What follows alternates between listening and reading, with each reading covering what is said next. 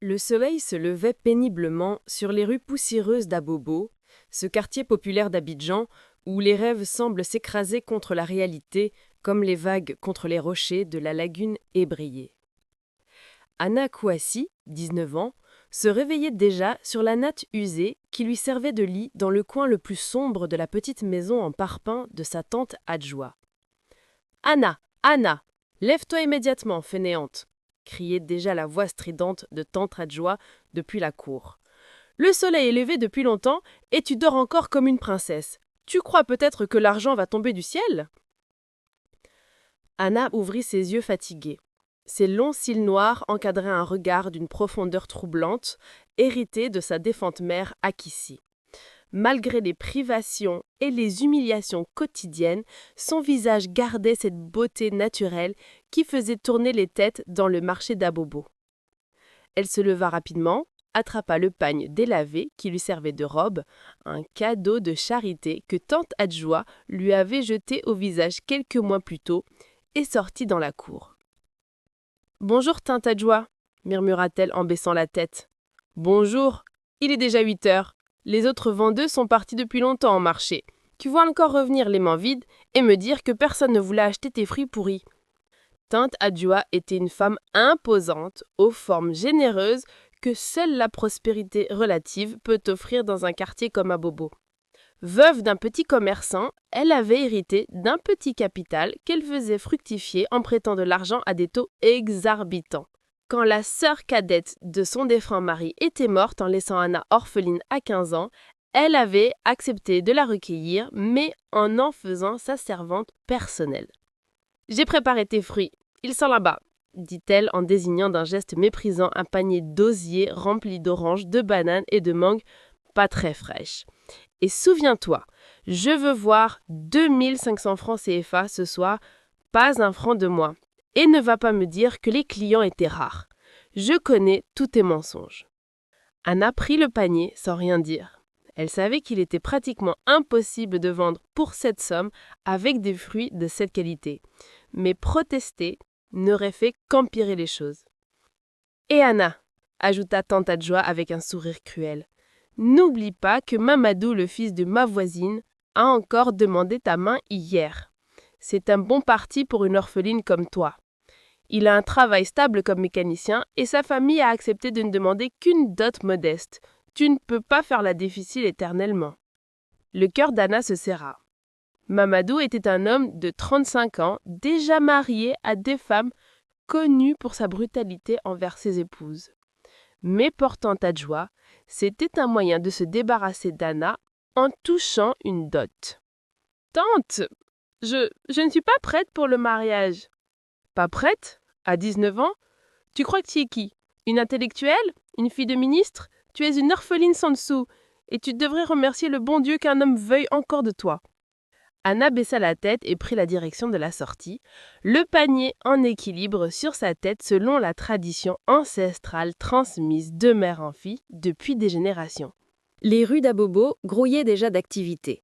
Les marchands de tissus étendaient leurs pagnes colorés, les vendeurs d'akéké préparaient leur première portion et les taxi-compteurs klaxonnaient dans un concert cacophonique typique des matins abidjanais.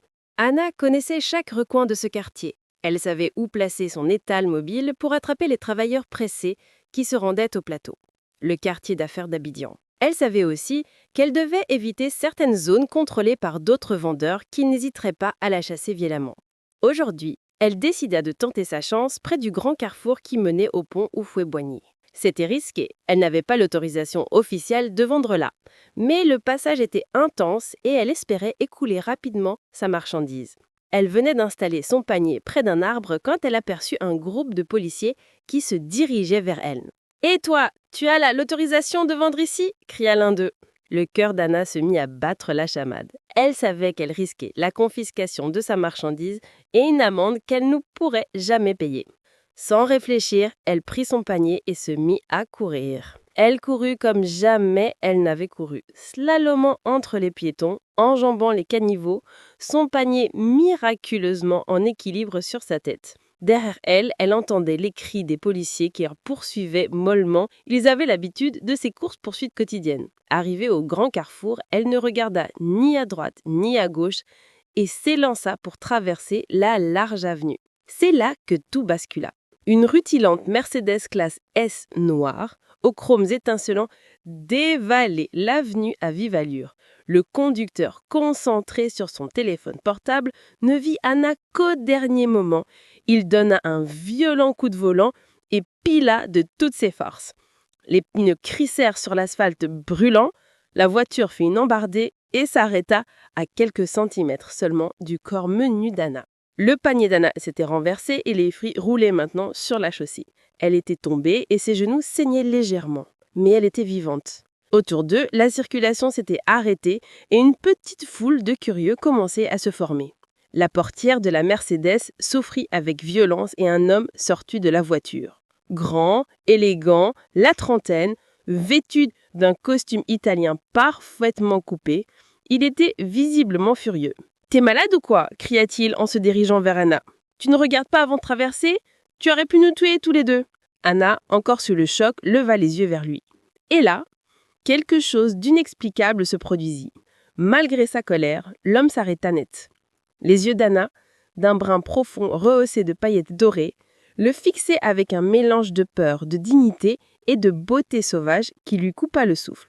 Ses cheveux, qu'elle portait en chignon simple, s'étaient défaits dans la chute et encadraient maintenant son visage ovale d'un halo de boucles soyeuses.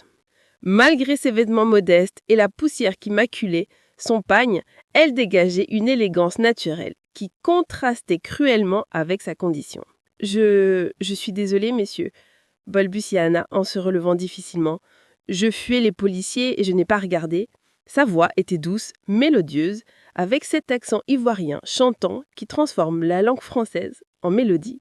L'homme resta un moment sans rien dire, troublé par cette beauté inattendue. « Tu es blessé ?» demanda-t-il finalement, sa colère laissant place à une inquiétude qui ne s'expliquait pas. « Ce n'est rien, répondit Anna en essayant de rassembler ses fruits éparpillés. Mes fruits, ils sont abîmés maintenant. Ma tante va me tuer. » La regardait s'activer, ramassant ses oranges écrasées et ses bananes noircies avec une détermination touchante. Il y avait quelque chose dans cette scène qui le bouleversait. Cette jeune femme si belle, si digne malgré sa pauvreté évidente, qui s'inquiétait pour quelques fruits perdus. « Laisse ça, dit-il impulsivement. Je vais te démanger. » Il sortit son portefeuille en crocodile et en tira plusieurs billets de 10 000 francs CFA. « Non, monsieur, je ne peux pas accepter, protesta Anna en reculant. Ce n'est pas de votre faute, c'est la mienne. » Cette réaction surprit l'homme. Dans son monde, l'argent réglait tous les problèmes et tout le monde avait un prix. Cette jeune fille qui refusait son dédommagement l'intriguait. « Comment tu t'appelles » demanda-t-il. « Anna, monsieur. Anna Kouassi. Et moi, c'est Cédric. Cédric Bakayoko. Et tu habites où ? À Bobo, monsieur. » Cédric connaissait Abobo de réputation, mais n'y avait jamais mis les pieds. Pour lui, c'était un autre monde, celui de la pauvreté qu'il côtoyait seulement à travers les vitres teintées de sa voiture quand il traversait ses quartiers pour se rendre à ses rendez-vous d'affaires. « Écoute, Anna, dit-il en tendant de nouveau l'argent. Prends ça, ça me ferait plaisir. » Cette fois, Anna ne put plus refuser. Elle savait que rentrer les mains vides signifiait une nuit sans manger et peut-être des coups. Elle prit timidement les billets. « Merci beaucoup, monsieur Cédric. Que Dieu vous bénisse. » Une klaxon impatient retentit derrière eux. La circulation était complètement bloquée et les chauffeurs commençaient à s'impatienter. « Il faut que j'y aille, dit-il à contre-cœur. » Il avait envie de prolonger cette rencontre, de comprendre ce qui l'attirait tant chez cette jeune vendeuse de fruits. Il remonta dans sa voiture, mais avant de démarrer, il baissa la vignette. « Anna, tu vends tes fruits exactement où ?»« Un peu partout, monsieur. Là où la police ne me chasse pas. » Cédric souriait malgré lui. Cette franchise l'amusait. « D'accord. À bientôt peut-être. » Il démarra et disparut dans la circulation, laissant Anna debout au milieu du carrefour, tenant dans ses mains plus d'argent qu'elle n'en avait jamais eu.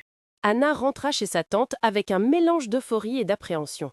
Elle avait bien plus d'argent que demandé, mais elle savait qu'il lui faudra expliquer cette aubaine soudaine. Elle trouva tante Adjoua assise sous le manguier de la cour, en train d'éplucher des légumes pour le déjeuner. « Alors, tu as vendu ?» demanda-t-elle sans lever les yeux. « Oui, tante, et même plus que prévu. » Anna sortit l'argent de son pagne et le tendit à sa tante, qui lâcha immédiatement ses légumes. « D'où ça vient tout ça ?» s'exclama-t-elle en comptant les billets. Tu as volé? Non, tante, j'ai failli me faire renverser par une voiture et le conducteur m'a dédommagé. Tante Adjoa examina sa nièce avec suspicion.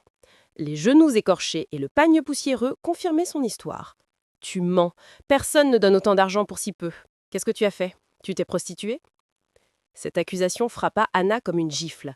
Malgré sa pauvreté, malgré les humiliations quotidiennes, elle avait toujours gardé sa dignité et sa pureté. Non, tante, je vous jure que non. L'homme était généreux, c'est tout. Les hommes généreux, ça n'existe pas, ma fille. Ils donnent toujours quelque chose en attendant quelque chose en retour. Tu verras, il va revenir écarter son Dieu. Cette remarque troubla Anna. Et si sa tante avait raison? Et si ce Cédric attendait quelque chose en retour? Pendant ce temps, à l'autre bout de la ville, dans son bureau climatisé du 20e étage d'une tour du plateau, Cédric Bakayoko ne parvenait pas à se concentrer sur ses dossiers. L'image d'Anna ne quittait son esprit.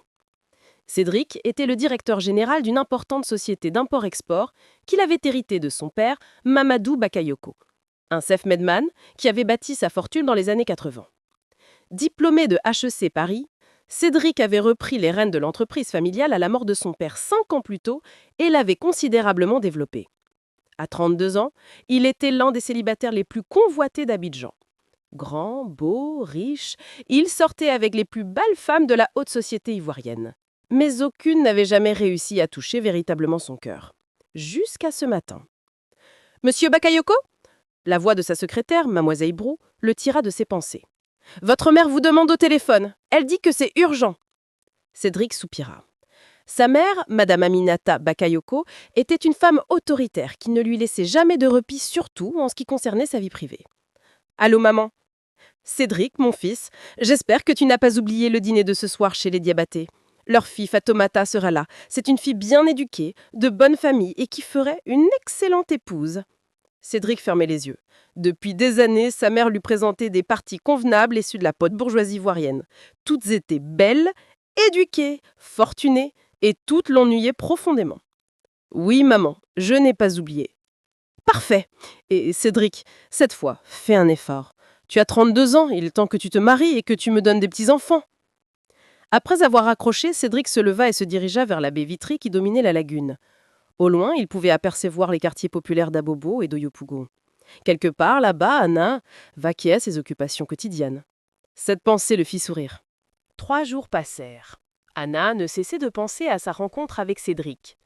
Elle se surprenait à scruter les voitures de luxe qui passaient, espérant reconnaître la Mercedes noire.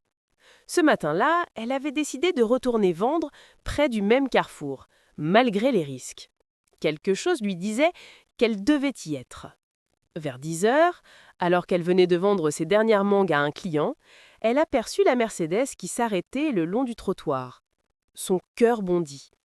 Cédric sortit de la voiture, plus élégant que jamais dans sa chemise blanche et son pantalon noir. Il portait des lunettes de soleil qui lui donnaient un air mystérieux. « Bonjour Anna, » dit-il en s'approchant. « Bonjour monsieur Cédric, » répondit-elle, troublée par sa présence. « J'espérais te retrouver ici. Comment ça va depuis l'autre jour ? » « Ça va, monsieur. Merci encore pour votre générosité. » Il y eut un moment de silence gêné. Cédric cherchait ses mots. Comment dire à cette jeune fille qu'il n'avait cessé de penser à elle, que son image l'obsédait jour et nuit ? « Tu as fini de vendre tes fruits ? » demanda-t-il finalement. « Oui, monsieur. »« Tu veux que je te ramène chez toi ?» Anna hésita. Monter dans la voiture de cet homme riche qu'elle connaissait à peine. Que diraient les gens? Que penserait sa tante? « C'est gentil, monsieur, mais je peux prendre le gbaka. »« Allez, Anna, j'insiste. Et puis, j'aimerais te parler. » Quelque chose dans sa voix, une douceur qu'elle ne lui avait pas entendue lors de leur première rencontre, la fit céder. « D'accord, » murmura-t-elle. Cédric ouvrit la portière passager pour elle. Anna n'était jamais montée dans une voiture aussi luxueuse. Le cuir beige, la climatisation, la musique douce qui sortait des haut-parleurs, c'était un autre monde. « Tu habites exactement où, à Abobo ?» demanda Cédric en démarrant. « Près du marché, dans la rue des Cocotiers. » Pendant le trajet, ils parlèrent peu. Anna était intimidée par ce luxe qui l'entourait et Cédric ne savait comment aborder ce qui lui tenait à cœur. Ce n'est qu'arrivé près de chez Anna, dans ces rues de terre battue bordées de petites maisons en parpaing, que Cédric osa enfin dire ce qu'il avait sur le cœur. « Anna, Depuis l'autre jour, je n'arrête de penser à toi. » Anna le regarda, surprise. Dans ses yeux, elle ne lisait plus l'arrogance du riche businessman, mais une sincérité touchante. « Monsieur Cédric, je ne comprends pas. » « Appelle-moi juste Cédric, s'il te plaît. Et ce que je veux dire, c'est que j'aimerais te revoir. Pas par hasard cette fois. Vraiment, te revoir. » Le cœur d'Anna s'emballa. Cet homme, beau, riche, élégant, s'intéressait à elle? C'est impossible. Elle devait rêver. « Nous ne sommes pas du même monde, monsieur Cédette, » dit-elle doucement. « Et alors, les mondes peuvent se rencontrer, non ?» Il sortit une carte de visite de sa poche. « Voici mon numéro. Si t'as envie de me revoir, appelle-moi. N'importe quand. » Anna prit la carte avec des mains tremblantes. Cédric Bakayoko, directeur général Bakayoko Import-Export. Elle lut et relut ces quelques mots qui représentaient un univers si éloigné du sien. « Il faut que j'y aille, » dit-elle en descendant de la voiture. « Merci pour le trajet. »« Anna » l'appela-t-il alors qu'elle s'éloignait déjà. « J'espère vraiment que tu m'appelleras. » De retour chez sa tante, Anna cacha soigneusement la carte de visite dans ses affaires. Elle ne savait que penser de cette situation invraisemblable. Le soir même, alors qu'elle aidait tante Adjoa à préparer le repas, celle-ci aborda à nouveau le sujet du mariage. « J'ai revu la mère de Mamadou aujourd'hui. Elle insiste pour une réponse rapide. Son fils a d'autres propositions, tu sais. »« Tante, je vous en prie. »« Il n'y a pas de « je vous en prie ». Tu crois que tu vas rester ici éternellement à ma charge ? Tu n'es plus une enfant, Anna. Il faut que tu penses à ton avenir. » Cette nuit-là, Anna ne dormit pas. Elle pensait à Cédric, à sa gentillesse, à la façon dont il l'avait regardée. Puis elle pensait à Mamadou, à ces 2 femmes battues, à la vie de servitude qui l'attendait si elle l'épousait. Le lendemain matin, elle prit une décision. Elle irait au marché comme d'habitude.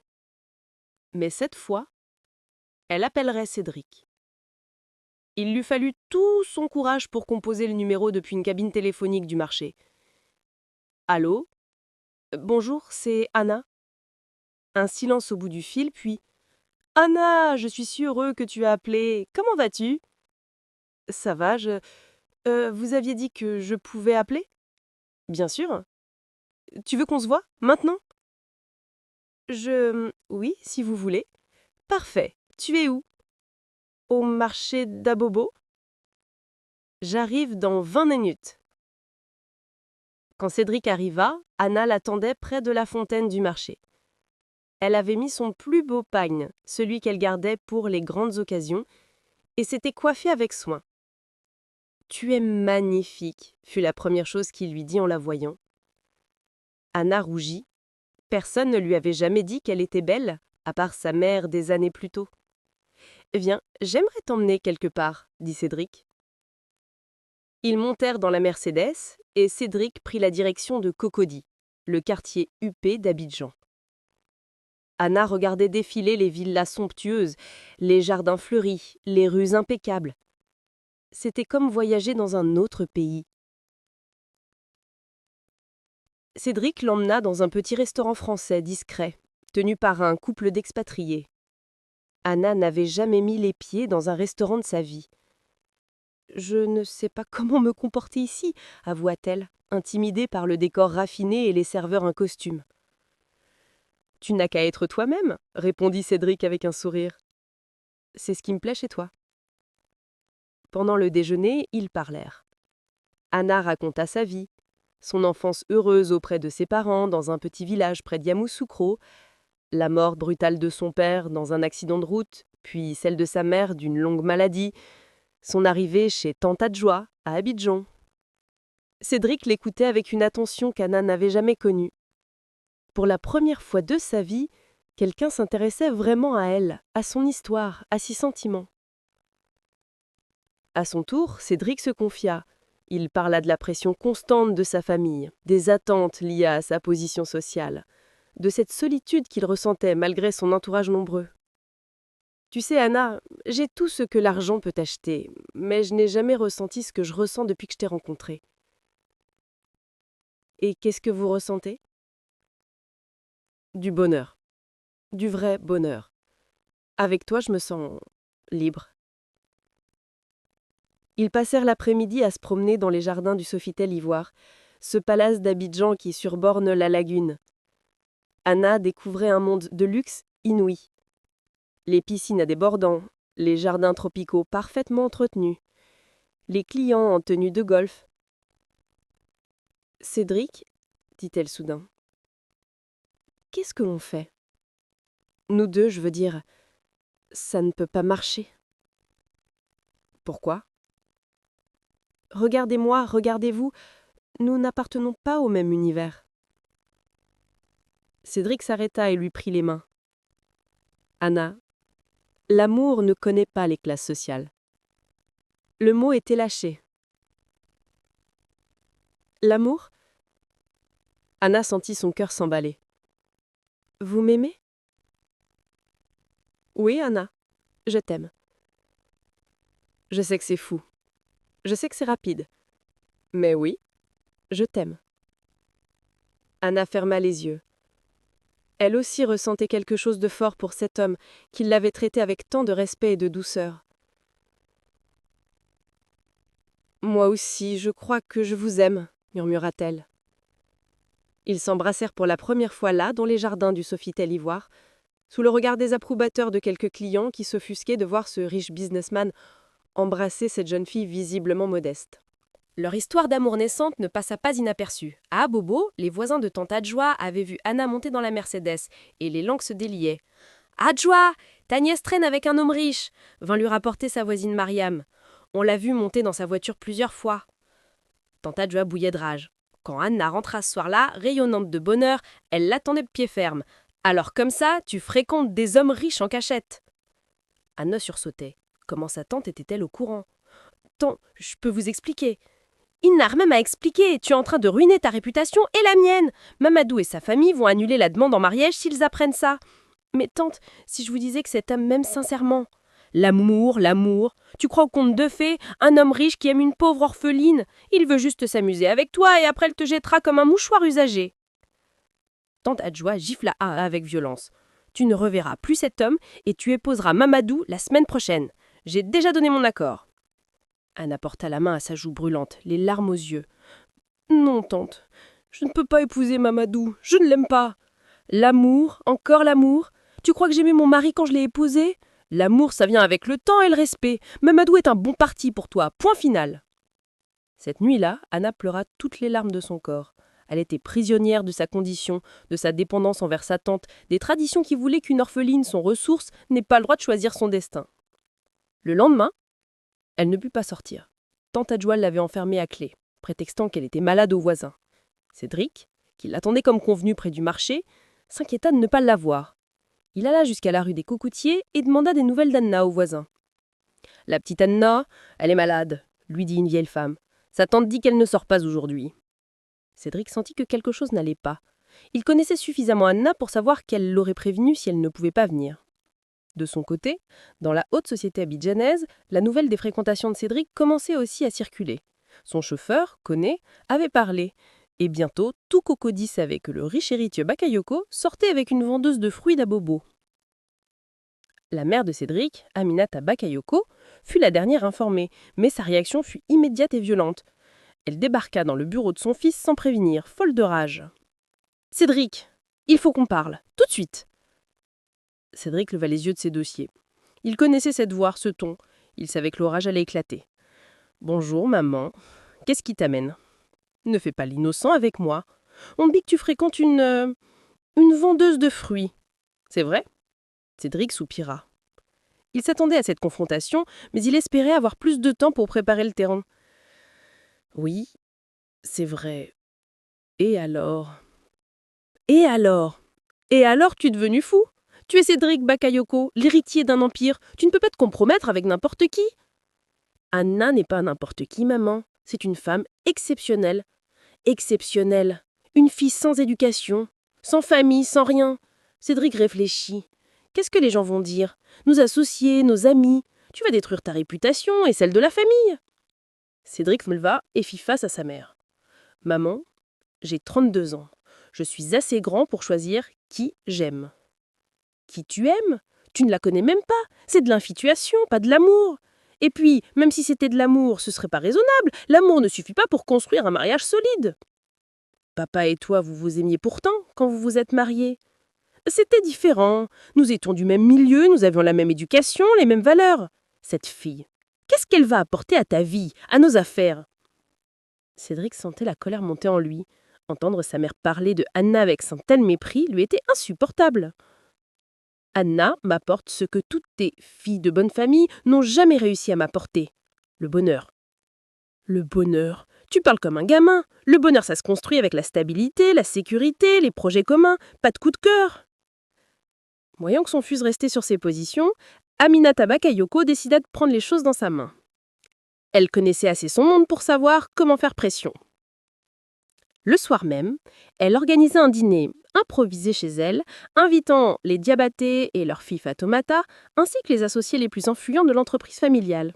« Cédric, dit-elle au téléphone à son fils, viens dîner à la maison ce soir. J'ai invité les Diabaté et les Koulibaly. Il faut qu'on discute de l'extension de nos activités vers la sous-région. » Cédric ne put refuser sans paraître impoli envers les associés de l'entreprise.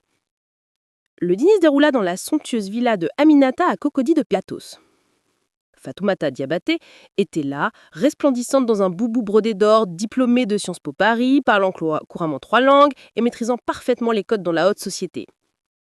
Fatoumata travaille maintenant au ministère des Affaires étrangères. Elle s'occupe des relations commerciales avec l'Europe, annonça son père fièrement. C'est passionnant, répondit poliment Cédric, mais son esprit était ailleurs. Pendant tout le mariage, Aminata multiplia les allusions à l'avenir de l'entreprise, à l'importance des alliances familiales dans le monde des affaires, aux qualités nécessaires pour être l'épouse d'un homme d'affaires de premier plan. « Tu sais, Cédric, dit M. Koulibaly, le principal associé de l'entreprise, dans notre milieu, le mariage n'est jamais seulement une affaire personnelle, c'est aussi un investissement pour l'avenir de nos entreprises. » Cédric comprit le message. Sa mère avait orchestré cette soirée pour lui faire comprendre que son choix amoureux pourrait avoir des conséquences sur ses affaires. Pendant ce temps, à Bobo, Anna vivait un véritable calvaire. Tante Adjoa l'avait enfermée depuis 3 jours, ne la laissant sortir que pour aller aux toilettes dans la cour. Tu restes là jusqu'à ce que tu retrouves ta raison. Mamadou vient demain avec sa famille pour finaliser les arrangements du mariage. Tu vas accepter gracieusement et remercier le bon Dieu de cette chance. Anna refusait de manger. Elle dépérissait à vue d'œil, mais sa détermination restait intacte. « Je ne l'épouserai pas, tante, même si vous me laissez mourir de faim. »« On verra bien. L'orgueil, ça ne nourrit pas son homme. » Le 4e jour, Anna réussit à s'échapper. Profitant d'un moment d'inattention de sa tante qui partit au marché, elle brisa le cadenas de fortune de sa chambre avec une pierre et courut vers le téléphone public du quartier. Elle appela Cédric en larmes. « Cédric, c'est Anna !»« Anna, enfin! Où étais-tu? Je me suis inquiétée. Ma tante, elle m'avait enfermée pour me forcer à me marier, à un homme que je connais pas. »« Mais quoi? Mais c'est impossible, on n'est plus dans le Moyen-Âge. »« Si, Cédric, dans notre milieu, des orphelines n'ont pas le choix. Elle dit que si je refuse, elle me chasse de chez elle. »« Retrouve-moi au carrefour habituel, tout de suite. Je viens te chercher. » Quand Cédric arriva, il fut choqué par l'état d'Anna. Elle avait maigri, ses yeux étaient cernés et elle semblait épuisée. « Anna, ma chérie, qu'est-ce qu'elle t'a fait? » ?»« Elle m'a enfermée pour me forcer à accepter ce mariage. Cédric, j'ai peur. Je sais plus quoi faire. » Il la prit dans ses bras. Il sentait sa fragilité, sa détresse, et cela décuplait sa détermination. « Écoute-moi bien, Anna. Tu ne vas épouser personne d'autre que moi. Je vais parler à ta tante. »« Non, n'y allez pas, elle va faire un scandale. Et puis, votre amie acceptera jamais notre mariage. » Cédric resta silencieux un moment. Anna avait raison. Sa mère ferait tout pour empêcher cette union. « Et si on partait ?» dit-il soudain. « Partir, où ça? Loin d'ici? En Europe? En Amérique? N'importe où. On pourrait recommencer à zéro, tous les deux. » Anna le gardait avec des yeux émerveillés, puis la réalité l'attrapa. Cédric, c'est impossible. Vous avez votre entreprise, votre famille, votre vie ici. Vous ne pouvez pas tout abandonner pour moi. Si je peux. Si c'est le prix à payer pour être avec toi, je peux. Le soir même, Cédric prit une décision. Il irait voir la tante d'Anna pour essayer de la raisonner. Il ne pouvait pas laisser Anna subir ces pressions. Il se rendit dans la rue des Cocotiers, au volant de sa Mercedes. Son arrivée dans ce quartier populaire ne passa pas inaperçue. Les enfants couraient derrière la voiture et les adultes sortaient de leur maison pour voir ce qui se passait. Tante Adjoa était en train de préparer le repas du soir quand on vint lui annoncer qu'un homme riche demandait à la voir. « C'est sûrement lui, l'homme qui a tourné la tête de ma nièce », pensa-t-elle. Elle sortit dans la cour, agissant son pagne avec dignité. Cédric s'avança vers elle, respectueux mais déterminé. « Bonjour madame, je suis Cédric Bakayoko. Je crois qu'il faut qu'on parle. » Tante Adjoa le toisa de la tête aux pieds. Il était encore plus impressionnant qu'elle ne l'avait imaginé. Grand, élégant, avec cette assurance que donne l'argent. « Monsieur Bakayoko, je sais qui vous êtes et pourquoi vous êtes là, mais il n'y a rien à discuter. Si, madame, il s'agit de l'avenir d'Anna.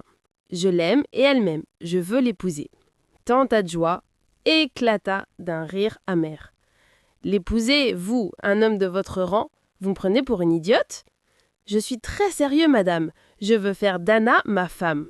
Et votre famille, votre mère, vos associés, ils vont accepter ça ?» Cédric hésita une seconde et cette hésitation n'échappa pas à tante Adjoa. « Vous voyez, même vous, vous savez que c'est impossible. Vous voulez vous amuser avec Anna et après, vous la jetterez. » « Non, c'est pas vrai, je l'aime sincèrement. » L'amour, toujours l'amour. Monsieur Bakayoko, vous vivez dans un monde de privilèges. Vous ne connaissez rien aux réalités de la pauvreté. Anna, elle connaît. Elle sait qu'une orpheline comme elle doit saisir les opportunités qui se présentent. Mamadou lui offre la sécurité, un toit, des enfants légitimes. Qu'est-ce que vous lui offrez, vous? Une liaison cachée? Le statut de maîtresse? Je vous dis que je veux l'épouser. Alors prouvez-le. Allez voir votre mère, annoncez-lui vos intentions, organisez une demande de mariage officielle avec vos parents et les notables de votre famille. Vous verrez bien sa réaction. Cette proposition mit Cédric mal à l'aise. Il savait que sa mère s'opposerait violemment à ce projet. « Vous avez peur, n'est-ce pas ?» insista tante Adjoa. « Vous savez très bien que votre famille ne l'acceptera jamais. Alors arrêtez de lui bourrer le crâne avec vos belles paroles. Donnez-moi du temps, je vais convaincre ma famille. » « Du temps? Anna n'a pas de temps. Mamadou et sa famille viennent demain pour finaliser le mariage. Après-demain, elle sera fiancée officiellement. Mais elle ne veut pas de ce mariage. Ce qu'elle veut n'a aucune importance. Ce qui compte, c'est son avenir. Dans notre monde, on peut se permettre de suivre ses sentiments. Dans le nôtre, on survit comme on peut. Cédric repartit, troublé par cette conversation. Les arguments de tante Adjoa l'avaient ébranlé. Et si elle avait raison? Et si sa famille ne céderait jamais? Et si Anna était condamnée à souffrir à cause de leur différence de milieu? Le lendemain matin, comme annoncé, Mamadou et sa famille se présentèrent chez tante Adjoa pour finaliser les arrangements du mariage. Anna, qui était rentrée la veille, après sa rencontre avec Cédric, fut forcée d'assister à cette cérémonie humiliante. Mamadou était un homme trapu, aux mains calaises par son travail de mécanicien. Il parlait fort, riait grossièrement et regardait Anna comme un objet qu'il s'apprêtait à acquérir. « Alors, c'est elle ma future troisième épouse ?» dit-il, en détaillant Anna de tête aux pieds. « Elle est bien maigre, mais on va la replumer. Et elle a l'heure de cils. C'est important pour la paix du ménage. » Anna baissait la tête, humiliée par ses commentaires. Elle pensait à Cédric, à la tendresse avec laquelle il le parlait, au respect qu'il lui témoignait. La dot sera de 50 000 francs CFA, plus les cadeaux traditionnels, pagnes, bijoux, chaussures. C'est parfait, acquiesça tante Adjoa, les yeux brillants à l'idée de cet argent. Le mariage pourra avoir lieu dans 15 jours. Non! S'écria Anna, soudain ne pouvant plus supporter cette mascarade. Je ne veux pas me marier avec lui. Un silence pesant s'abattit sur l'assemblée. Mamadou fronça les sourcils, versé par ce refus public. Comment ça, tu ne veux pas? Tu te crois trop bien pour moi? Ce n'est pas ça, c'est juste que je ne vous connais pas. Tu me connaîtras après le mariage. Une femme n'a pas à choisir son mari, c'est sa famille qui décide. Tante Adjoa était furieuse. Ce refus public d'Anna la ridiculisait devant ses invités.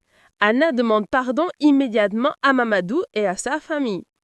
Non, tante, je ne peux pas épouser un homme que je n'aime pas. Mamadou se leva, menaçant. Vous savez quoi, je vais vous laisser du temps pour la dresser. Mais attention, si elle continue à faire la difficile, j'annule tout. Et croyez-moi, elle ne trouvera pas mieux que moi. Après le départ de Mamadou et de sa famille, tante Adjoa explosa. Tu m'as couverte de honte, tu as osé refuser publiquement une demande de mariage, puis personne ne voudra de toi maintenant. Elle saisit un bâton et commença à frapper Anna. Tu vas me faire le plaisir d'aller présenter tes excuses à Mamadou demain et tu vas accepter ce mariage. Sinon, je te jette à la rue et tu pourras aller livre dans la rue. Anna encaissa les coups sans se défendre, protégeant seulement sa tête avec ses bras. Chaque coup était accompagné d'une insulte, d'une menace. Ingrate, prétentieuse, tu crois que ton riche businessman va venir te sauver? Il t'a déjà oublié. Ce soir-là, Anna s'endormit en pleurant, le corps meurtri et le cœur brisé. Elle se demandait si elle reverrait jamais Cédric, si leur amour impossible avait une chance de survivre à tant d'obstacles. Pendant ce temps, Cédric était en grande discussion avec sa mère. Il avait décidé de jouer carte sur la table. « Maman, il faut qu'on parle sérieusement. »« Je t'écoute, mon fils. Je veux marier Anna. » Aminata Bakayoko manqua de s'étouffer avec son thé. « Pardon? Tu veux marier cette vendeuse de fruits? »« Oui, je l'aime et elle m'aime. C'est la femme de ma vie. »« Cédric, reprends-toi. Tu ne sais pas ce que tu dis. Cette fille t'a ensorcelé. C'est un mauvais sort. »« Maman, arrêtez avec vos superstitions. Anna n'a ensorcelé personne. C'est une femme exceptionnelle, intelligente, courageuse. » Courageuse, intelligente, qu'est-ce que tu en sais? Tu la connais depuis quoi? Une semaine?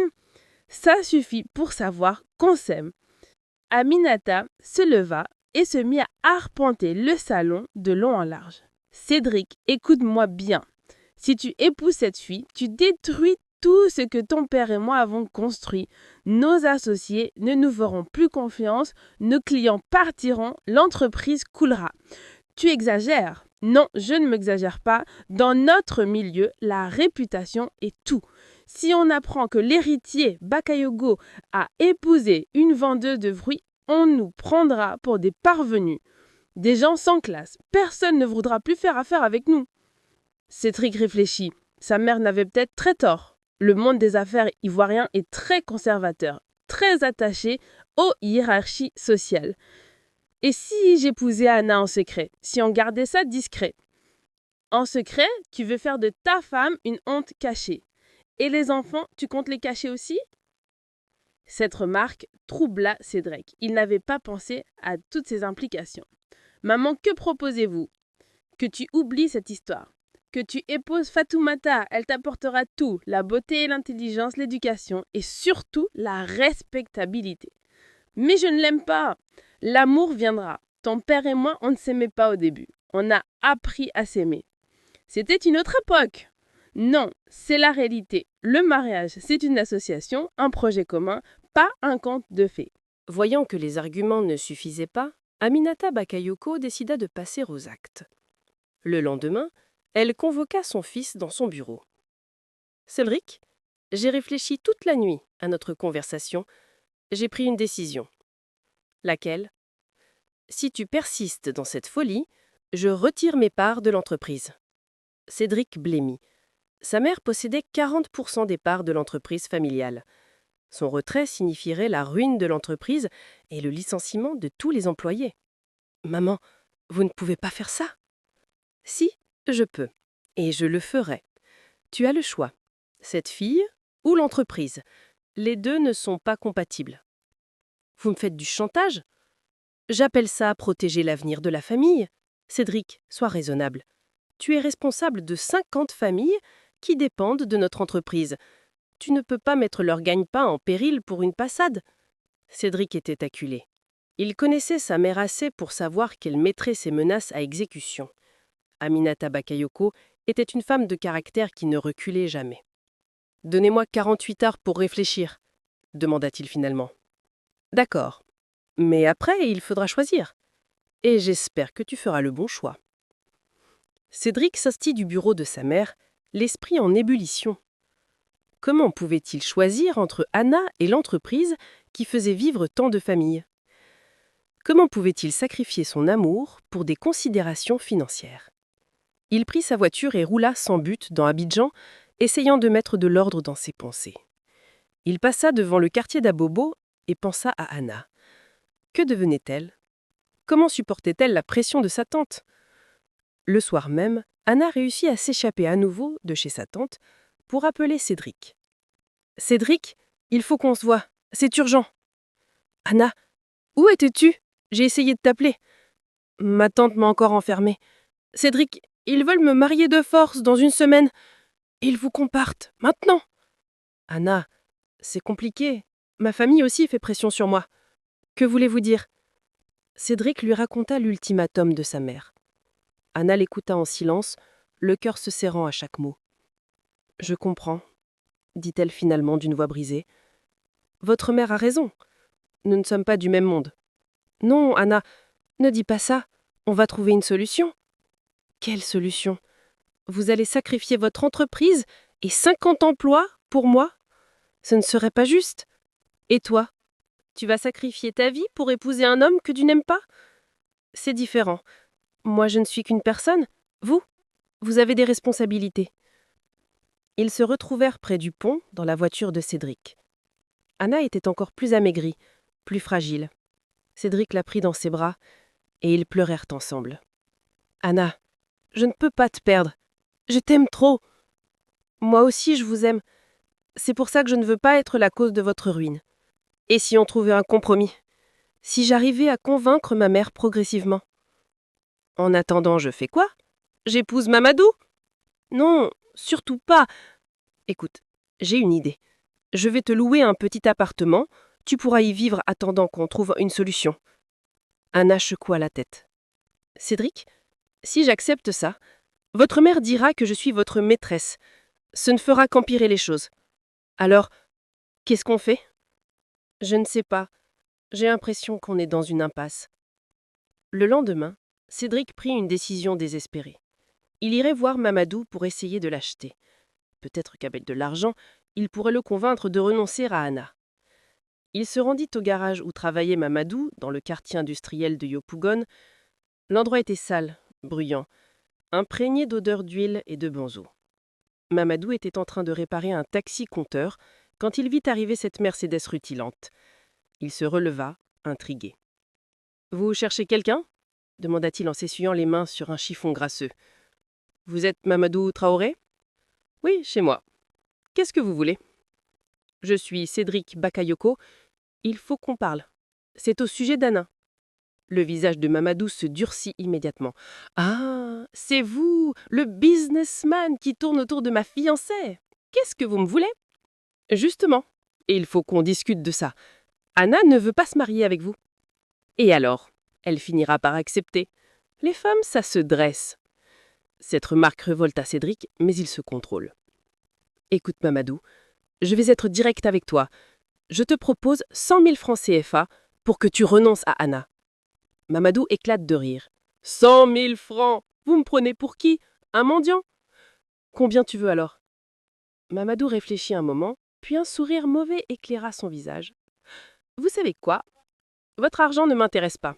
Ce qui m'intéresse, c'est Anna. Et vous savez pourquoi? Parce qu'elle vous plaît. Ça me excite de prendre une femme qui plaît à un riche comme vous. » « Tu es malade. »« Malade? Non. Réaliste. Vous les riches, vous croyez que tout s'achète. Eh bien, Anna ne s'achète pas. Elle sera ma femme que ça vous plaise ou non. » Cédric repartit écœuré par cette rencontre. Il avait affaire à un homme mu par la jalousie et la vengeance, pas par l'amour ou l'argent. Le soir même, il retrouva Anna près des ponts. Il lui raconta sa rencontre avec Mamadou. Il ne renoncera jamais à toi, conclut-il. Et ma mère non plus. On est vraiment dans une impasse. Anna resta silencieuse un long moment, puis elle prit la main de Cédric. Cédric, j'ai pris une décision. Laquelle? Je vais partir. Partir? Où ça? Loin d'ici, à Boaké, chez une cousine de ma mère. Elle m'a déjà proposé de venir l'aider dans son commerce. Mais Anna, c'est la seule solution. Comme ça, je n'épouserai pas Mamadou et vous pourrez garder votre entreprise. Et nous? Et notre amour? Notre amour restera dans nos cœurs, mais il ne peut pas exister dans la réalité. Cédric la serra contre lui, désespéré. Non, je ne te laisserai pas partir. On va se battre. On va trouver une solution. Quelle solution, Cédric? Votre mère ne cédera jamais. Ma tante non plus. Et Mamadou encore moins. On ne peut pas lutter contre le monde entier. Si, on peut. L'amour peut tout vaincre. Alors qu'Anna se préparait à quitter Abidjan, un événement inattendu vint bouleverser la situation. Mamadou, dans un accès de colère après une dispute avec une de ses femmes, eut un accident de moto en rentrant chez lui. Il fut hospitalisé avec une jambe cassée et des côtes fêlées. Sa mère superstitieuse y vit un mauvais présage. « C'est cette fille qui nous porte malheur », déclara-t-elle à tante Adjoa. Depuis qu'on parle de ce mariage, tout va mal. Mon fils a eu cet accident, nos affaires périclitent. Cette Anna nous a jeté un sort. Tante Adjoa, elle aussi impressionnée par cette coïncidence, commença à avoir de doutes. Peut-être qu'il vaut mieux annuler ce mariage, suggéra-t-elle prudemment. Oui, et qu'elle aille porter malheur ailleurs. Ainsi, paradoxalement, ce fut la superstition qui libéra Anna de ce mariage forcé. Quand elle apprit la nouvelle, elle n'en crut pas ses oreilles. « C'est vrai, tante, le mariage est annulé ?»« Oui, mais ne crois pas que t'es tiré d'affaire. Il faut que tu partes d'ici. Ta réputation est ruinée. Plus personne ne voudra t'épouser à Abobo. » Anna ne demandait pas mieux. Elle appela immédiatement Cédric pour lui annoncer la nouvelle. « Cédric, le mariage est annulé. Mamadou a eu un accident et sa famille croit que je porte malheur. »« C'est merveilleux, on va pouvoir être ensemble. » Attendez, il y a un problème. Ma tante veut que je quitte Abobo. Elle dit que ma réputation est ruinée. Alors viens vivre avec moi. J'ai un grand appartement à Cocody. Cédric et votre mère? On s'en occupe plus tard. L'important, c'est qu'on soit ensemble. Mais Anna, malgré son bonheur, restait lucide. Si je viens vivre chez vous sans être mariée, votre mère aura raison de dire que je suis votre maîtresse. Ça ne fera qu'empirer les choses. Alors on se marie maintenant en secret. Un mariage secret, mais comment? Il y a des moyens. On peut faire un mariage civil discret, sans cérémonie. L'important, c'est qu'on soit unis légalement. Anna hésita. L'idée la tentait, mais elle pensait aux conséquences. Et après, on cache notre mariage toute notre vie? Non, une fois qu'on sera mariés, ma mère sera bien obligée d'accepter le fait accompli. 3 jours plus tard, Cédric et Anna se retrouvaient devant l'officier d'état civil de la mairie des Treichville. Cédric avait choisi cette mairie excentrée pour éviter les regards indiscrets. Anna portait une robe blanche simple qu'elle avait achetée avec l'argent que Cédric lui avait donné. Elle n'avait jamais été aussi belle, rayonnante de bonheur malgré l'absence de sa famille. Cédric, en costume sombre, ne quittait pas sa femme des yeux. Il n'en revenait pas de ce qu'il était en train de faire. Lui, l'héritier Bakayoko, épousait une vendeuse de fruits d'Abobo.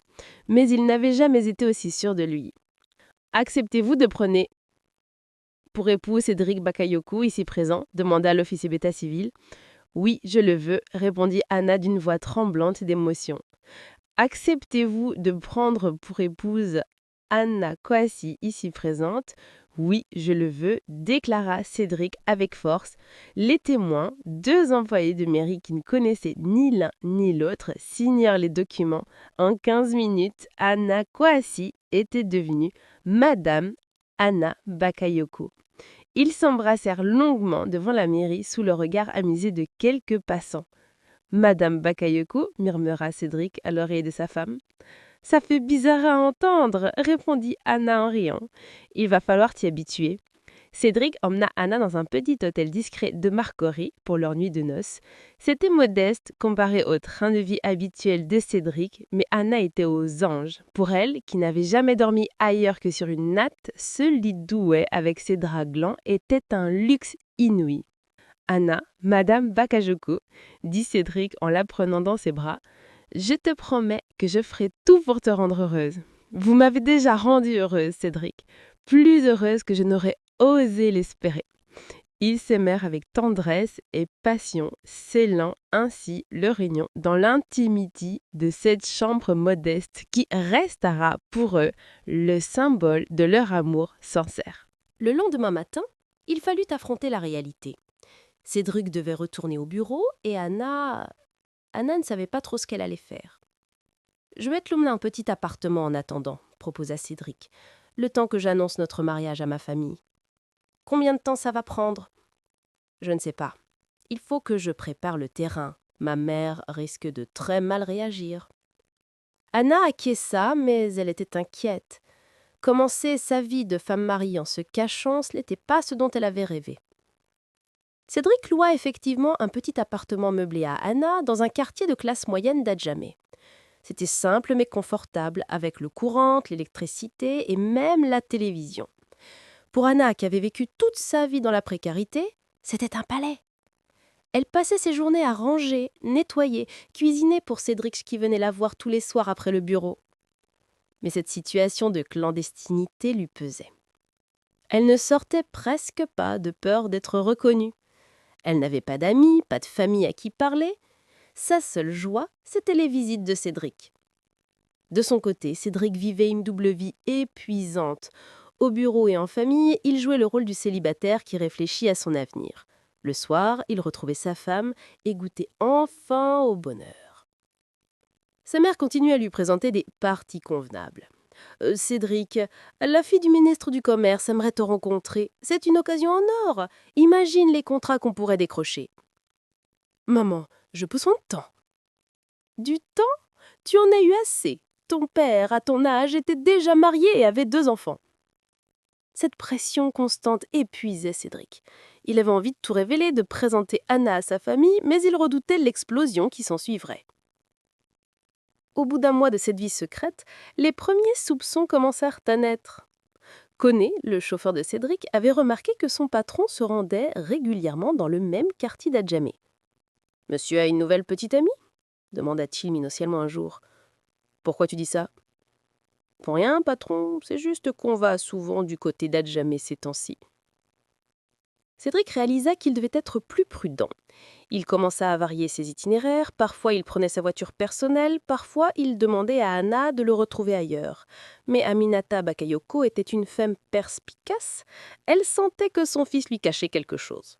« Cédric, tu as l'air bizarre ces temps-ci, tu es préoccupé ?»« Non, maman, tout va bien. »« Tu sors beaucoup le soir, tu as rencontré quelqu'un ?»« Mais non, je vous l'aurais dit. »« J'espère bien. Tu sais que je n'aime pas les cacheteries. » Un soir, Aminata décida de faire suivre son fils par un détective privé. Elle voulait savoir ce qu'il faisait de ses soirées. Le détective, en ancien policier reconverti, n'eut aucun mal à pister Cédric jusqu'à l'appartement d'Adjamé. Il photographia la jeune femme qui l'accueillait et fit son rapport à Aminata. « Votre fils fréquente une jeune femme. Elle habite dans un appartement qu'il lui loue. D'après mes renseignements, c'est une ancienne vendeuse de fruits d'abobo. » Aminata faillit avoir une crise cardiaque. Non seulement son fils continuait à voir cette fille, mais en plus il la logeait. C'était pire que tout ce qu'elle avait imaginé. « Vous êtes sûre de vos informations ?»« Certain, madame. Voici les photos. » Elle examina les clichés. Anna était encore plus belle qu'elle ne l'avait imaginé.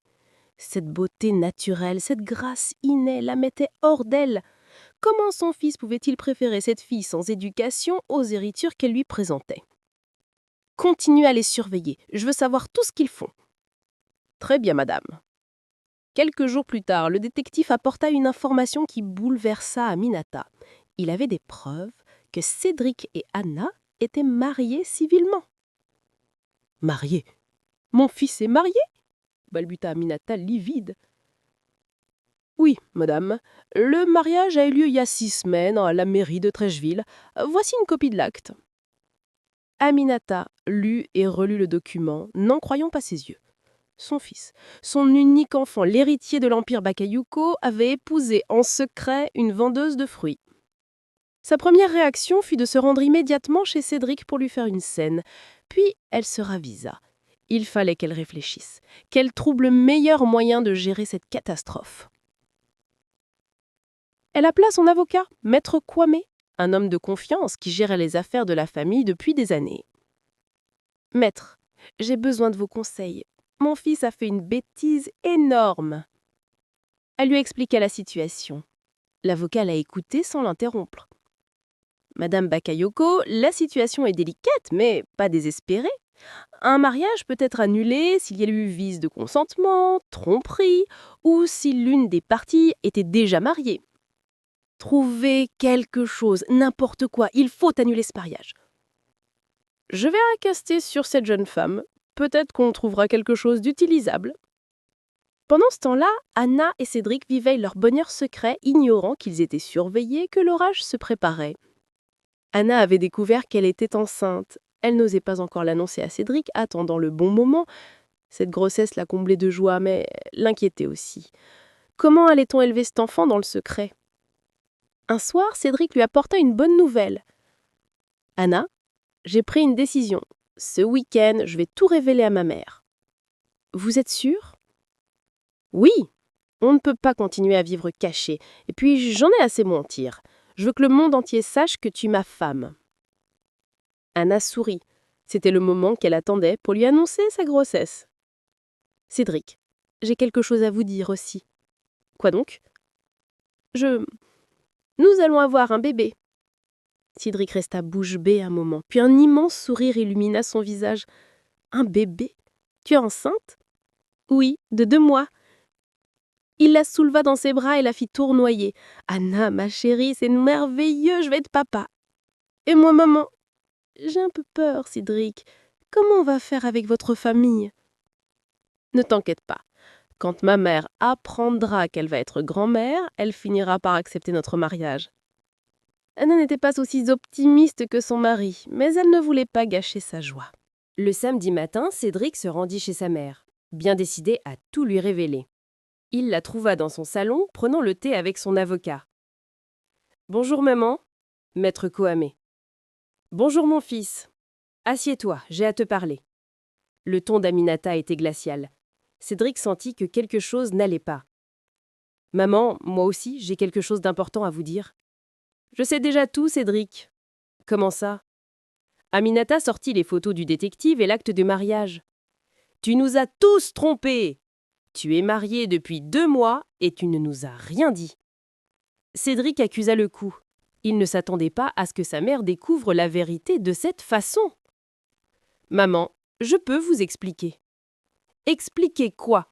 Que tu as épousé une traînée d'abobos ? Que tu as souillé le nom de notre famille ? Ne parlez pas d'Anna comme ça. C'est ma femme. »« Ta femme ? Cette fille n'est pas digne d'être ta femme. Elle t'a piégé. »« Personne ne m'a piégé. Je l'aime et elle m'aime. » Maître Kwame intervint calmement. « Cédric, nous avons enquêté sur cette jeune femme. Savez-vous qu'elle était promise en mariage à un autre homme quand vous l'avez rencontrée ? Et alors, elle ne voulait pas de ce mariage. Comment en être sûr ? Peut-être qu'elle cherchait simplement un parti plus intéressant, un homme riche et naïf. Anna n'est pas comme ça. » Cédric, reprit sa mère, « cette fille vient d'un milieu où l'argent est rare. Tu représentes la fortune, la sécurité.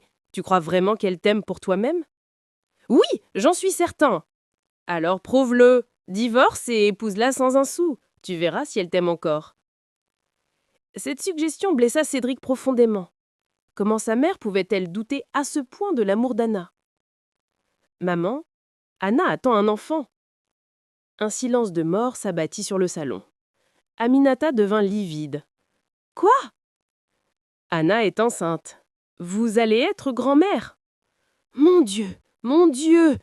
gémit Aminata en portant la main à son cœur. « Tu as détruit notre famille. Tu as détruit tout ce que ton père et moi avons construit. Maman, calmez-vous. » « Me calmer? Comment veux-tu que je me calme? Un bâtard! Tu vas avoir un enfant bâtard avec Cet enfant ne sera pas un bâtard. C'est votre petit-fils ou votre petite-fille? Aminata se leva tremblant de rage. Sors d'ici! Sors de chez moi! Tu n'es plus mon fils. Maman, va-t'en et emmène ta traînée. Vous n'aurez jamais un franc de moi. Plus jamais! Cédric sortit de chez sa mère, bouleversé par cette scène terrible. Il n'avait jamais vu sa mère dans un tel état de fureur. Le lundi matin, Cédric découvrit l'ampleur des représailles de sa mère. En arrivant au bureau, il trouva maître Kohamé, qui l'attendait avec des documents.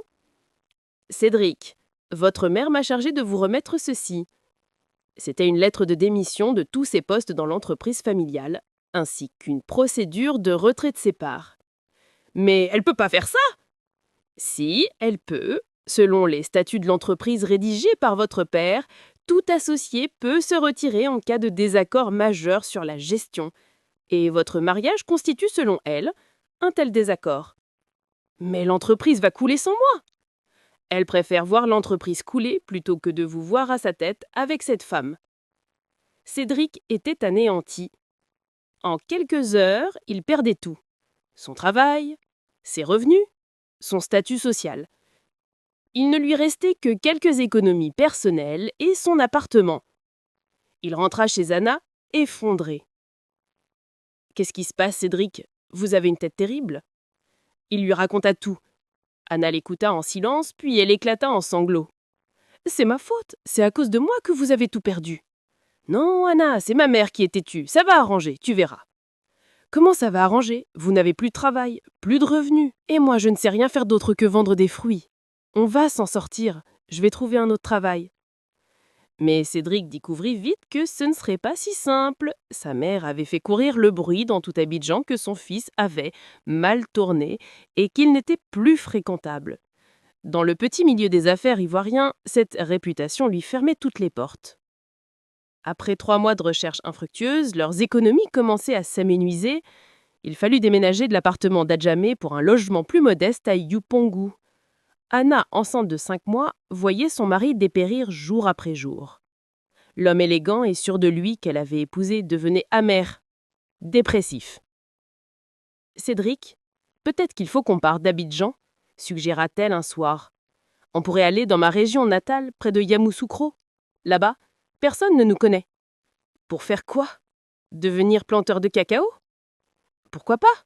Ce n'est pas déshonorant de travailler la terre. »« Anna, j'ai fait des études supérieures. Je ne peux pas me résigner à ça. » Cette remarque blessa Anna. Elle y entendit une forme de mépris pour les gens simples dont elle était issue.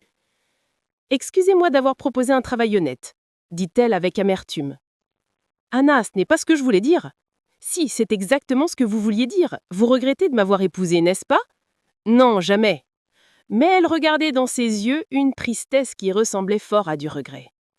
C'est à ce moment-là qu'intervint un personnage inattendu, Koné, l'ancien chauffeur de Cédric.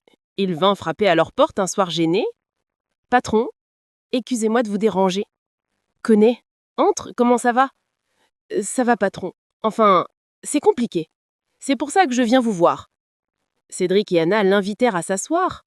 Koné regardait autour de lui, surpris par la modestie du logement. « Patron, il faut que je vous dise quelque chose, ça me range depuis mois. »« Quoi donc ? » ?»« C'est à propos de votre mère et de votre mariage. » Koné racontait alors comment Aminata l'avait soudoyé pour qu'il l'informe des mouvements de son fils, comment elle avait engagé un détective, comment elle avait découvert leur mariage. « Mais ce n'est pas tout, patron. Il y a autre chose. »« Quoi ? » ?»« Votre mère, elle a fait courir des rumeurs sur Madame Anna dans tout Abidjan. Elle dit qu'elle était prostituée, qu'elle avait piégé pour votre argent, qu'elle n'est même pas enceinte de vous. » Anna devint livide. Ces rumeurs expliquaient les regards étranges qu'elle croisait parfois dans la rue. « Elle va jusqu'où dans sa méchanceté ?» murmura Cédric, écœuré. « Il y a pire, patron. Elle a monté un dossier contre Madame Anna. Elle veut la faire arrêter pour escroquerie de mariage. »« Mais quoi? Mais c'est impossible. »« Si, patron. Elle a trouvé un procureur qui lui doit des services. Elle dit que Madame Anna vous a menti sur son passé pour vous manipuler. » Cédric était abasourdi. Sa mère était donc prête à aller jusqu'au bout pour détruire Anna ? « Koné, tu me dis ça maintenant pourquoi? Parce que j'ai appris que les gendarmes vont venir arrêter Madame Anna demain matin. Il faut qu'elle parte, patron, tout de suite. Anna sentit le sol se dérober sous ses pieds. Enceinte de 6 mois, traquée par la justice, rejetée par la société, elle n'en pouvait plus. Cédric, dit-elle calmement, il faut qu'on divorce. Mais quoi, Anna, tu es folle? Non, je suis lucide. Tant qu'on sera mariés, votre mère nous poursuivra. Si on divorce, elle laissera peut-être revenir dans l'entreprise. Anna, je ne divorcerai jamais. On va se battre. Avec quoi? Vous n'avez plus d'argent, plus d'influence, plus d'amis. Et moi, je ne suis qu'une pauvre fille qui vous fait du tort. Cette nuit-là, Anna et Cédric prirent la route vers Yamoussoukro avec leurs maigres affaires. Ils ne pouvaient pas rester à Abidjan où Anna risquait l'arrestation. Ils s'installèrent dans le petit village natal d'Anna, chez la cousine de sa défunte mère, Mariam Kouassi. C'était une femme simple qui tenait un petit commerce de pagne. « Anna, ma petite Anna !» s'exclama-t-elle en voyant arriver sa cousine. « Qu'est-ce qui t'amène ici? Et qui est ce monsieur ?» Tante Mariam, voici mon mari, Cédric. Nous avons des problèmes à Abidjan. On peut rester chez vous quelque temps? Bien sûr, vous êtes chez vous ici. Mariam les accueillit sans poser de questions. Elle voyait bien qu'Anna était enceinte et que le couple traversait une épreuve difficile. Cédric découvrait la vie rurale ivoirienne. Habitué au confort moderne, il avait du mal à s'adapter à la simplicité de cette existence. Pas d'eau courante, pas de climatisation, pas d'électricité le soir. Mais peu à peu, la gentillesse des villageois, la beauté de la nature et surtout l'amour d'Anna l'apaisèrent. Il commença à aider Mariam dans son commerce, découvrant le contact direct avec les clients, la satisfaction du travail simple et honnête. Anna s'épanouissait dans ce retour aux sources. Elle retrouvait l'accent de son enfance, les gestes traditionnels, la solidarité villageoise. Sa grossesse se déroulait bien, malgré les épreuves. « Tu es heureuse ici ?» demanda un soir Cédric à sa femme. « Oui, » répondit-elle sincèrement. « Et toi ?»« J'apprends à l'être. Tu sais, Anna, j'ai découvert quelque chose d'important. »« Quoi ?»« Que le bonheur ne dépend pas de l'argent ou du statut social. Il dépend des gens qu'on aime et qui nous aiment. » Anna sourit. Elle retrouvait l'homme dont elle était tombée amoureuse, celui qui l'avait regardée avec respect et tendresse, malgré sa condition modeste. 3 mois plus tard, Anna accoucha d'une petite fille qu'ils prénommèrent Akissi, comme la mère de Anna. C'était un bébé magnifique, avec les yeux de sa mère et le nez de son père. La naissance d'Akissi bouleversa Cédric. Tenant sa fille dans les bras, il réalisa que rien au monde ne comptait plus que cette petite famille qu'il avait fondée avec Anna. « Anna, dit-il en contemplant leur enfant, je te promets qu'Akissi n'aura jamais honte de ses parents. On va lui construire un avenir, ici ou ailleurs, mais ensemble. » Pendant ce temps, à Abidjan, Aminata Bakayoko vivait un enfer. L'entreprise familiale périclitait, sans Cédric. Les associés partaient un à un, les contrats se raréfiaient. Elle, qui avait voulu préserver l'empire Bakayoko, le voyait s'effondrer. De plus, la société ibidjane commençait à la critiquer. Certains trouvaient qu'il allait aller trop loin dans sa guerre contre son fils. Une mère qui rejette son enfant, même pour des raisons compréhensibles, finit toujours par passer pour cruelle. Un jour, Maître Kwame vint la voir avec des nouvelles inquiétantes. « Madame Bakayoko, l'entreprise est au bord de la faillite. Sans Cédric, nous n'arrivons plus à maintenir nos parts de marché. »« Trouvez un autre directeur !» J'ai essayé. Mais Cédric avait une réputation, des relations, une connaissance du milieu que personne ne peut remplacer du jour au lendemain. Aminata commençait à réaliser qu'elle avait peut-être eu tort de bannir son fils. Mais son orgueil l'empêchait encore d'admettre ses erreurs. C'est alors qu'elle reçut une visite inattendue, le pasteur Adjoumani, un homme respecté qui dirigeait une grande paroisse évangélique d'Abidjan et qui avait baptisé Cédric enfant. « Madame Bakayoko, je viens vous parler en tant qu'homme de Dieu et ami de votre famille. »« Bonjour, pasteur. Qu'est-ce qui vous amène ?»« Votre fils, madame. Et votre petite fille. »« Ma petite fille ?»« Oui, madame. Cédric et sa femme ont eu une petite fille. Une belle enfant, paraît-il. » Aminata sentit son cœur se serrer. Elle était grand-mère et ne connaissait même pas son petit enfant. Madame Bakayuko, continua le pasteur, la Bible nous enseigne le pardon. Votre fils a peut-être fait des choix que vous n'approuvez pas, mais c'est votre fils. Et cet enfant, c'est votre sang. Pasteur, vous ne comprenez pas. Cette femme est l'épouse de votre fils et la mère de votre petite-fille. Dieu seul peut juger les cœurs. Qui êtes-vous pour dire qu'elle ne mérite pas l'amour de Cédric ? Ces paroles l'ébranlèrent. Pour la première fois depuis des mois, elle se remit en question. 2 semaines plus tard, un matin, les villageois de Yamoussoukro virent arriver une Mercedes noire dans leur petit village. C'était un spectacle inhabituel qui attira tous les regards. Anna, qui donnait le sein à sa fille sous le manguier de tante Mariam, reconnut immédiatement la voiture. Son cœur se mit à battre la chamade. « Cédric, Cédric, votre mère arrive !» Cédric sortit de la case où il aidait tante Mariam à trier des pagnes.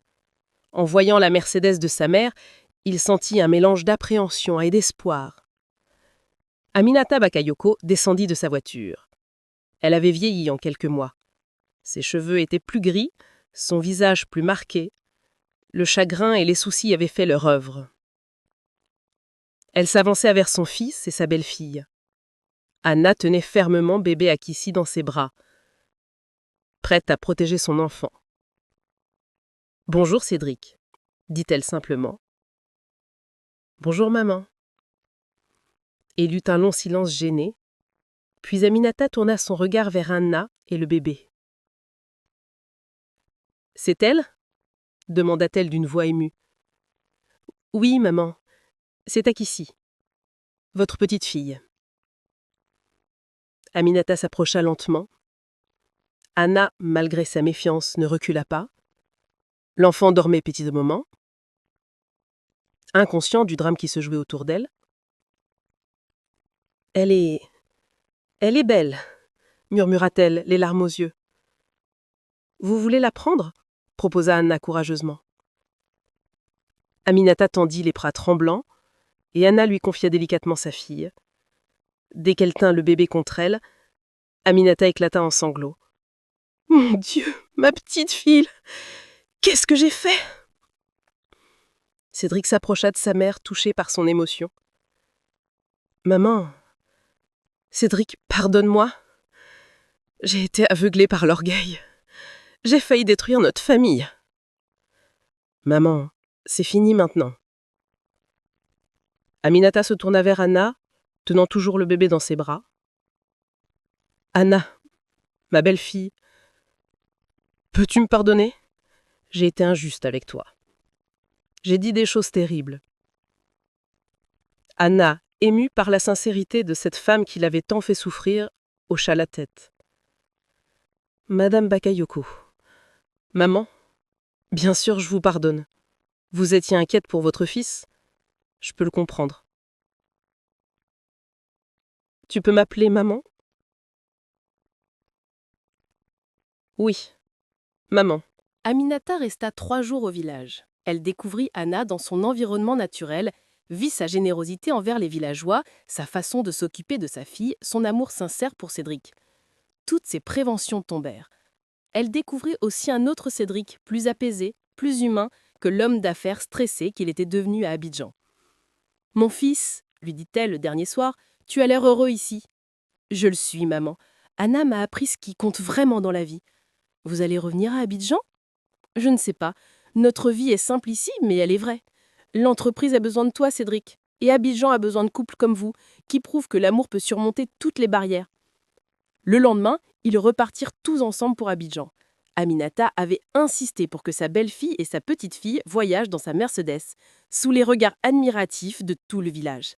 Le retour d'Anna à Abidjan fit sensation. Celle que la rumeur publique présentait comme une intrigante apparaissait maintenant comme une jeune mère respectable, accompagnée de sa belle-mère qui la traitait avec affection. Aminata organisa une grande réception pour présenter officiellement Anna à la société abidjanaise. Ce fut un triomphe. Anna, dans une magnifique robe de soirée, choisie par sa belle-mère, éblouissait par sa beauté naturelle et sa grâce innée. « Mesdames les messieurs, » déclara Aminata devant l'assemblée, « j'ai l'honneur de vous présenter ma belle-fille, Anna Bakayoko, et ma petite-fille, Akissi. Je vous demande de les accueillir comme elles le méritent, avec respect et affection. » Les applaudissements crépitèrent. La haute société abidjanaise comprenait le message. Les Bakayoko étaient réconciliés et Anna était désormais sous la protection de la famille. Cédric reprit la direction de l'entreprise familiale avec un nouveau dynamisme. Son expérience de la vie simple lui avait donné une perspective différente sur les affaires. Il développa des programmes sociaux pour les employés, créa des partenariats avec des coopératives rurales et orienta l'entreprise vers le commerce équitable. Anna, de son côté, créa une fondation pour l'éducation des jeunes filles issues de milieux défavorisés. Son histoire personnelle lui donnait une crédibilité particulière pour cette mission. « Tu sais, » dit-elle un jour à Cédric en regardant leur fille jouer dans le jardin de leur nouvelle villa à Cocody, « je pense souvent aux filles comme moi qui n'ont pas une autre chance. C'est pour ça que ton travail à la fondation est si important. Tu leur montres qu'on peut s'en sortir. Pas seulement s'en sortir, réussir, être heureuse, être respectée. » Leur histoire d'amour était devenue légendaire à Abidjan. On l'a racontée comme un exemple de la force de l'amour véritable, capable de surmonter tous les obstacles. 5 ans plus tard, Anna et Cédric Bakayoko avaient eu 2 autres enfants, un garçon, Mamadou, et une autre fille, Aminata, prénommée ainsi en l'honneur de sa grand-mère paternelle. L'entreprise Bakayoko était devenue l'une des plus prospères de Côte d'Ivoire, et la fondation d'Anna avait permis à des centaines de jeunes filles de poursuivre leurs études.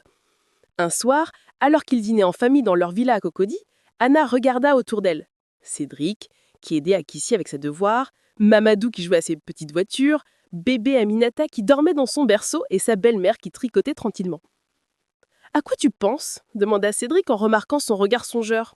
« Je pense à cette jeune vendeuse de fruits qui traversait en courant un carrefour d'Abobo il y a 6 ans. Elle n'aurait jamais imaginé qu'elle vivrait un jour tout ça. Cette jeune vendeuse de fruits était déjà exceptionnelle. Elle avait juste besoin qu'on lui donne sa chance. Non, Cédric, elle avait besoin d'amour. C'est l'amour qui transforme tout. » Aminata leva les yeux de son tricot. « Anna a raison. L'amour, c'est la seule richesse qui se multiplie quand on la partage. » Cette nuit-là, Anna et Cédric se couchèrent en pensant au chemin parcouru. Leur amour, né d'une rencontre improbable entre 2 mondes que tout séparait, avait non seulement survécu à toutes les épreuves, mais avait transformé leur entourage. Épilogue. Le message d'espoir. 10 ans après leur première rencontre, Anna et Cédric Bakayoko étaient invités à témoigner lors d'une conférence sur l'égalité de chance à l'université de Cocody. Anna, élégante dans son tailleur de femme d'affaires, prit la parole devant un amphithéâtre bondé d'étudiants. « Mes chers étudiants, » commença-t-elle de sa voix claire et assurée, « on me demande souvent quel est le secret de notre réussite. La réponse est simple. Nous avons refusé de laisser les préjugés sociaux définir nos limites. » Elle raconta leur histoire, les obstacles qu'ils avaient rencontrés, les moments de doute, mais aussi la force de leur amour et leur détermination à construire ensemble un avenir meilleur. L'amour véritable, conclut-elle, ne connaît ni classe sociale, ni différence de niveau d'éducation, ni barrière culturelle. Il ne demande qu'une chose, le courage de croire en l'autre et en soi-même. Cédric prit la parole ensuite. Ce que Anna ne vous dit pas, c'est qu'elle m'a appris l'essentiel. Que la vraie richesse d'un homme ne se mesure pas à son compte en banque, mais à sa capacité d'aimer et d'être aimé. Que la vraie noblesse ne vient pas du nom qu'on porte, mais des valeurs que l'on défend. Les applaudissements résonnèrent longuement dans l'amphithéâtre. Dans la salle, de nombreux étudiants avaient les larmes aux yeux, touchés par cette histoire qui prouvait que les contes de féerie peuvent parfois devenir réalité. Après la conférence, une jeune étudiante s'approcha d'Anna. « Madame Bakayoko, merci pour votre témoignage. Moi aussi, je viens d'un milieu très modeste. Votre histoire me donne espoir. » Anna sourit et prit les mains de la jeune fille. « Ma chère enfant, n'oublie jamais, peu importe d'où tu viens, ce qui compte c'est où tu vas. Et avec du courage, de la détermination et un peu d'amour, on peut aller très loin. » Ce soir-là, en rentrant chez eux, Anna et Cédric trouvèrent leurs 3 enfants qui les attendaient pour le dîner. Akissi, maintenant âgé de 10 ans, avait hérité de la beauté de sa mère et de l'intelligence de son père. Mamadou, 8 ans, était un petit garçon vif et curieux. Aminata, 5 ans, était le portrait craché de sa grand-mère paternelle. « Papa, maman, dit Akissi, la maîtresse nous a dit que vous étiez passé à la télé aujourd'hui. »« Oui, ma chérie, on racontait notre histoire. »« Notre histoire d'amour ?» demanda Mamadou innocemment. « Oui, fiston, notre histoire d'amour. »« Et c'est vrai que maman était pauvre avant ?» continua Akissi. « Oui, ma chérie, j'étais très pauvre, mais j'ai eu la chance de rencontrer votre papa, et surtout que j'ai travaillé très dur pour construire une vie meilleure. »« Et maintenant, on est riche ?» demanda petite Aminata. « Oui, ma puce, nous sommes riches. Riches d'amour d'abord, et c'est la plus grande richesse du monde. » Cette nuit-là, après avoir couché les enfants, Anna et Cédric s'installèrent sur la terrasse de leur villa, qui surplombait la lagune Ébri. Au loin, les lumières d'Abidjan scintillaient comme des étoiles terrestres. « Tu sais, Anna, dit Cédric en prenant la main de sa femme, Je ne regrette rien de ce que nous avons vécu. Ni les difficultés, ni les épreuves. Tout ça nous a menés là où nous sommes aujourd'hui. Moi non plus, je ne regrette rien. Même les moments les plus durs nous ont appris quelque chose. Ils nous ont rendus plus forts, plus humains. Et nos enfants, tu crois qu'ils comprendront un jour la chance qu'ils ont? Ils la comprendront parce qu'on ne les laissera jamais oublier d'où ils viennent. Ils sauront qu'ils ont une responsabilité envers ceux qui ont moins de chance qu'eux. Un silence paisible s'installa entre eux. Ils contemplaient cette ville qui avait été le témoin de leur amour impossible devenu possible, de leur conte de féerie moderne écrit à l'encre de la détermination et de l'amour véritable. « Cédric, murmura-t-elle, tu m'aimes encore? Plus que le premier jour, ma chérie. Et toi? Plus que tout le monde. » Ils s'embrassèrent sous les étoiles d'Abidjan, ces mêmes étoiles qui brillaient au-dessus d'eux, le soir de leur première rencontre, quand une jeune vendeuse de fruits avait failli se faire renverser par la voiture d'un riche businessman. Leur histoire prouvait qu'en Côte d'Ivoire, comme partout ailleurs dans le monde, l'amour peut vaincre tous les obstacles quand il est sincère et porté par deux êtres déterminés à construire ensemble leur bonheur. Et quelque part à Abobo, dans une petite maison de la rue des Cocotiers, tante Ajoie racontait à qui voulait l'entendre l'histoire de Sagné Sana, devenue l'une des femmes les plus respectées d'Abidjan. « C'est moi qui l'ai élevée », disait-elle avec fierté, oubliant commodément les années de maltraitance. Je savais qu'elle ferait quelque chose de sa vie. Et la vie continuait à Abidjan, ville de tous les possibles, où les rêves les plus fous peuvent parfois devenir réalité pour ceux qui ont le courage de les poursuivre.